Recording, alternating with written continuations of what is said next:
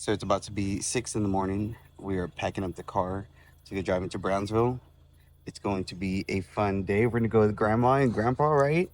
Nikita is excited. As you can see, the sun is about to rise behind me. We totally forgot. I had to take the golf cart back.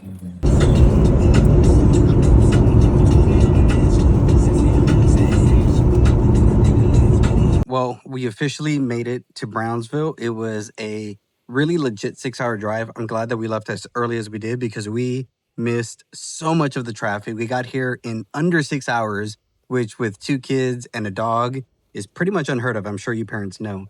But we had a really great time yesterday. Here's some footage and all the fun stuff that we did for the 4th of July. We did miss the fireworks, but that's totally fine because we're going to try to get some over here in Brownsville. It was great spending time out in Sky, Texas, being on the property. It was packed, completely packed. There were so many people, and it was just awesome seeing everybody enjoy the property. So I hope you guys had a happy 4th of July. And I'm excited to spend some time with family here in Brownsville, not be so work focused and get some time to spend with my mom, my dad, see some friends, family, and just enjoy Jack turning 2 years old. Tomorrow is his birthday, and we're all very, very excited. So we officially unpacked everything. Jack is currently taking a nap, and we're trying to get Jordan to go to sleep, but I doubt that he is. But for Jack's birthday, which is tomorrow, we're actually going to go watch Toy Story 5 today. If you know Jack, he is a massive, massive Toy Story fan. We got him some Toy Story knitted dolls for his birthday, and my mom got him a bunch of Toy Story stuff as well. And so his birthday party is actually going to be a Toy Story themed birthday as well.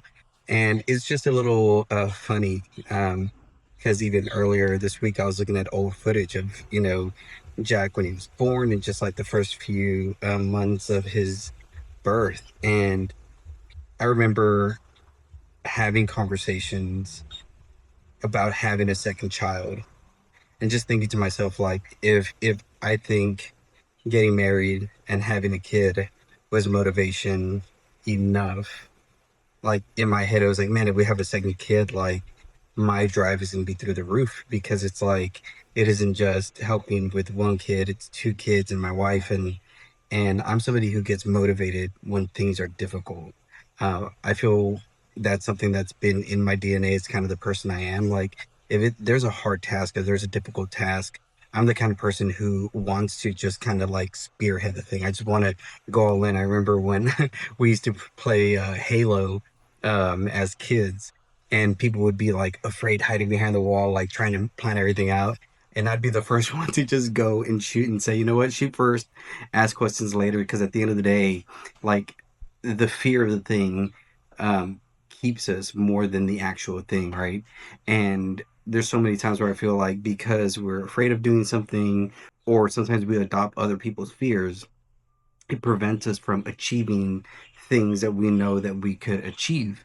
And then when Jack came into the picture, like I knew that it was just going to be adding more gasoline to the fire that was already burning in me to be a good parent, to be a good husband, to be a good provider, and all these kind of things. And there's so many people I talk to nowadays who have this idea of my life needs to be perfect before I bring in kids into this picture, right? Like we need to have a perfect credit. Our bank account needs to be full. We need to have the cars. We need to have the house. Everything's going to be perfect, and then we'll have a kid, right? And there's so many times where I have to, you know, shake that out of people because the reality is like you're never going to be ready for kids. Doesn't matter how ready you think you are, or even if you have everything you think you should have, because you can't predict what life is with a kid, for one. And two, I think that's the best part about having a kid is making mistakes and letting them see you grow through those mistakes, and then through those mistakes teaching your kids, right? And I think because we're in a culture with social media and everything being posted and everything having to be perfect, people think, well, that's how my real life has to be at all times. As I look back in those early months of having Jack, or even before then, like I just remember thinking to myself, like, I'm going to be a more dangerous person when I have him.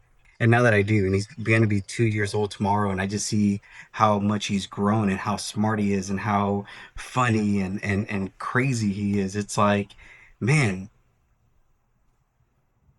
right? Like I'm gonna be 40, right? The whole point of the series is in the next 35 days, I'm going to be turning 40 years old. And if I continue to wait, and if I had continued to wait to be in the perfect condition, to be in the perfect whatever right situation, um, how I would have robbed myself of the joy that I'm experiencing today, for one. The other thing is, if I would have waited to have kids, who knows how unable I would be to play with them and enjoy them because my body is too frail by the time they get older, or maybe I'm not in the right mental state or whatever it is, right? So for me, it's like make the sacrifices now for the legacy you're going to leave in the future.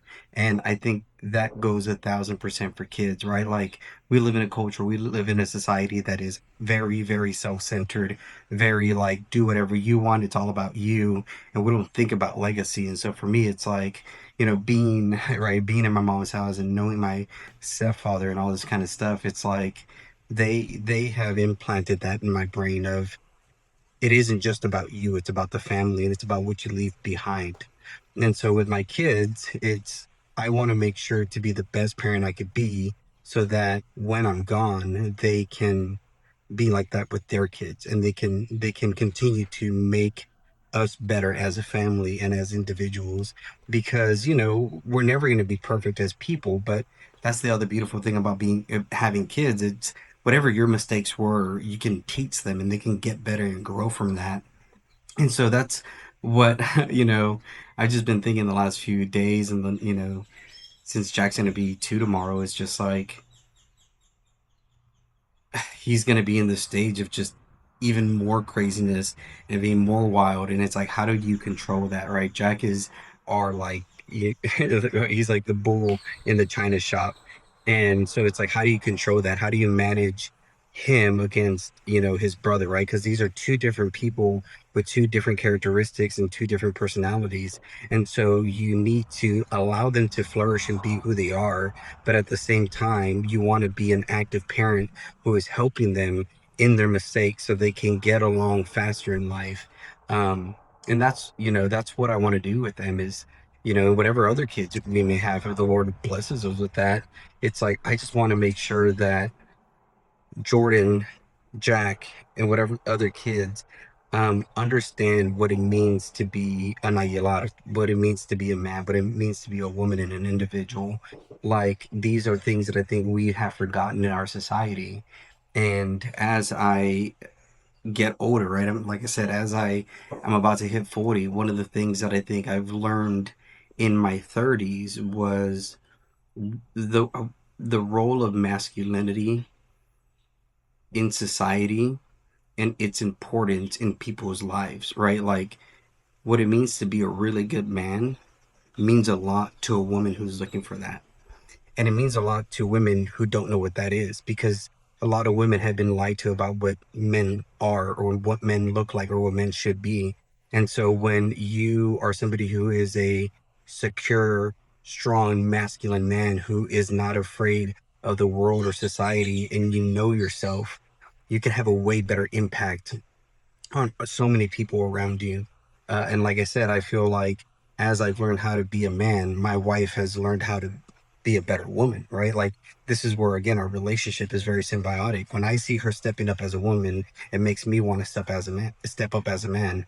And I'm sure when she sees me step up as a man, she wants to step up more as a woman. Again, I've seen that in our marriage. I've seen that in having kids. I've seen that in the ups and the downs that we face. And so now going into again Jack, Alyssa just turned 30. I'm going to make a video about that because I have so much footage from her 30th birthday that I was supposed to edit, and I wanted to make a big video for her and I didn't because we were so busy, but that's coming because I love my wife a lot, and it's been something I've been wanting to do. But Alyssa just turned 30, Jack's turning 2, Jordan's turning 5 this year, and I'm turning 40. And I feel like we're all hitting these points in our lives of like growth and maturity, right? He's gonna be 2. What am I talking about? But that's the way I see it. And so I just want to make sure that again, the next year, the next 5 years, the next 10 years, there's a blueprint. There's intention in my mind, right? Being a parent isn't just allowing the day to come at you and you just kind of like make things work.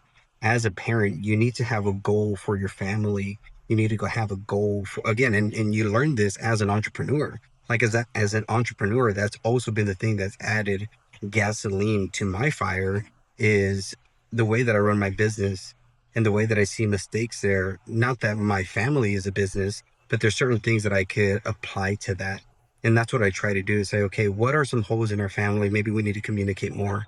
Maybe we need to have more quiet time with each other. Maybe we need to laugh more together. Like what we're like when I feel us not functioning well, how do I, as a father, as a husband, as the head of the household, how do I step up and correct that? And as an entrepreneur, I've learned how to do those things for my business, right? Like when money's low or when something's happening, how do I step up and make my business even more successful? And so, yesterday we had a blast at Sky Texas, and the July 4th party was great, and we all had fun. But coming back from that, um, now going from having all that fun and doing everything we're doing to kind of slowing down, being in Brownsville, hanging out with family. I'm gonna try not to work a lot, but I'm sure I'll break that promise to myself. But yeah, it's all about understanding yourself so you could understand your input and effect in your family so that they could also understand how they function in the whole scheme of things. And so I'm excited for tomorrow. I'm excited for Jack's birthday. It's going to be phenomenal. It's going to be fantastic. I'm sure we're going to have a lot of fun. And of course, I'm going to get some footage so that we can remember this, because again, being a parent is such a gift, and it does so much good that I'm so thankful that I get to be a parent to my two boys, because again, even teaching them what it means to be a boy and what it looks like to be a man, it makes me want to step up and learn more as a husband, as a father, as somebody who I know they're looking at because they want to know what it's like, right? And so even though I may not communicate things verbally, I do communicate things emotionally through my actions, through my facial expressions, all these kind of things. And so these are things that I need to look out for as I grow up as a father, because as they grow up as kids, these are things that they're going to remember. So I always want to make sure that the impact I have in their life is a positive one, so that whatever impact they have on other people's lives is a positive one as well. So as you can tell, I'm sweaty. We got a movie to watch in the next 30 minutes, and we all got to get ready. And so I will leave you with this, and I'll see y'all tomorrow. Peace out.